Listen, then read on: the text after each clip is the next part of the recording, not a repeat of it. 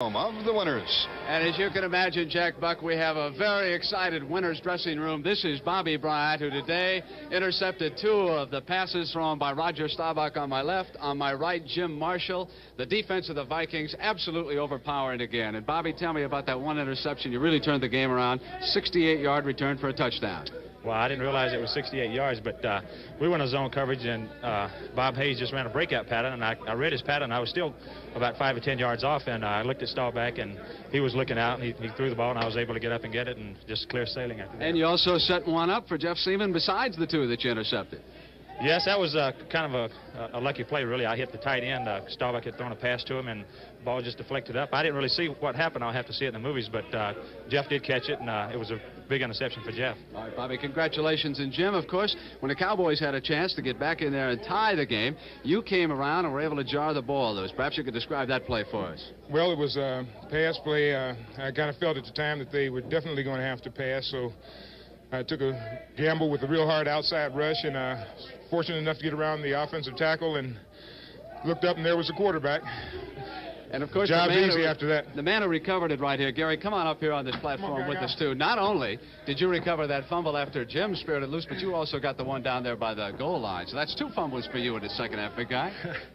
Well, you have to give credit to the guy that hit him.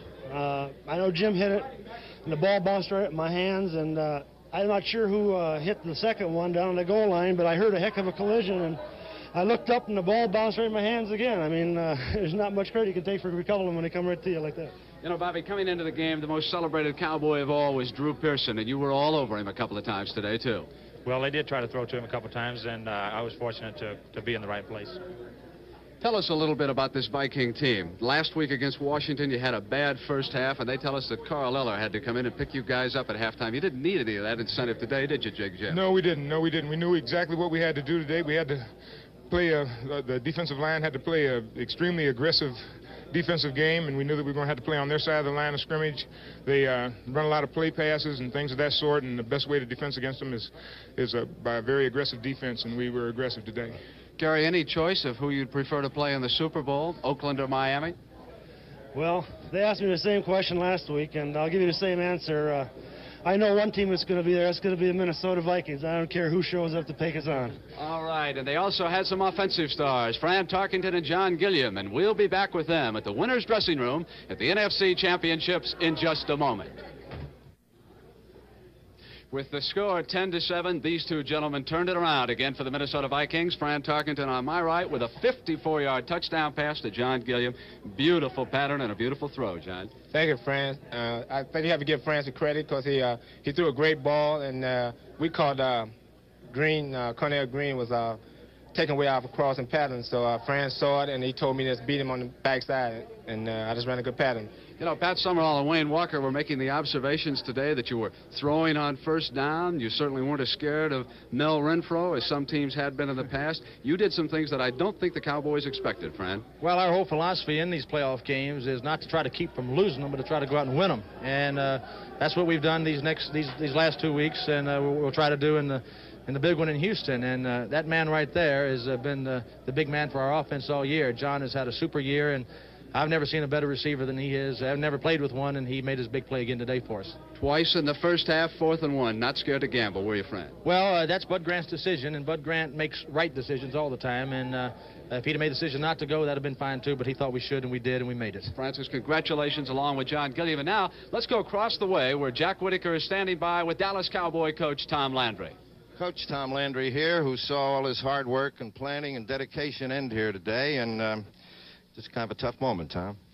Well, it really is, but, you know, Minnesota played an excellent football game. They came prepared, and they whipped us the first half especially. They gave us a chance to come back after our punt return, and it seemed like the same thing happened to us that happened to L.A. last week. They came right back, as good teams will on their day, and hit us with the bomb and neutralize all the advantage we had with the punt return. And after that, we had other chances, but we just didn't seem to have the edge to go in and score anymore. What was halftime like here in the locker room? Because your defense came out, seemed tremendously fired up in that second half. Well, we knew we had to do a great job. It wasn't that we were doing such of a bad job the first half. It was what Minnesota was doing. They were doing a super job the first half, both defensively and offensively, and we couldn't stop them defensively, and we couldn't move against them offensively, so you can't say much more than that. But we were ready the second half, I thought, but some days it's not your day.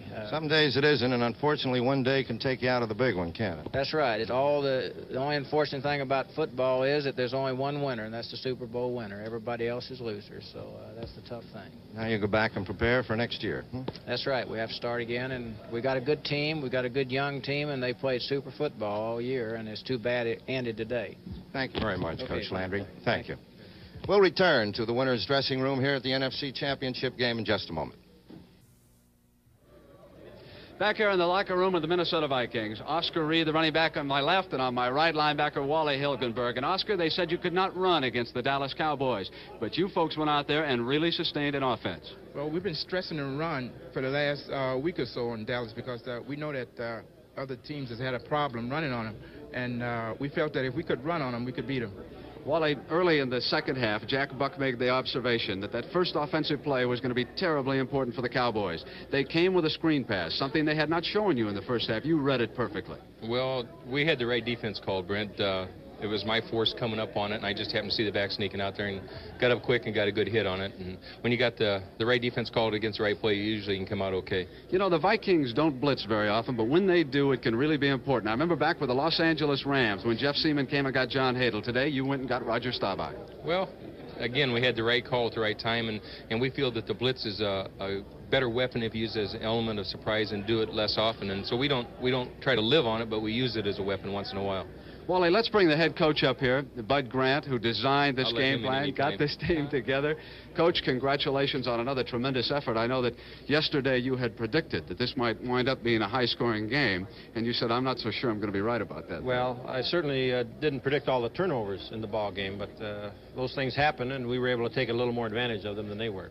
Was it any easier to defense them since they did not have Calvin Hill?